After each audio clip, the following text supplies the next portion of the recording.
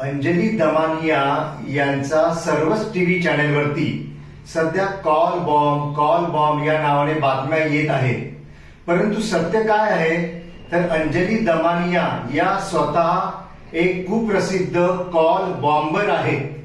Call bomber म्हणजे काय तर जी व्यक्ती इतरांचा छळ करत असते, इतरांची पिळवणूक करत असते, इतरांना बदनाम करण्याचा सतत प्रयत्न करत असते, त्या व्यक्तीला कॉल बॉम्बर असं म्हटलं जातं. आणि तेच काम आज अंजली दमानिया इतरांवर खोटे आरोप करून करत आहे.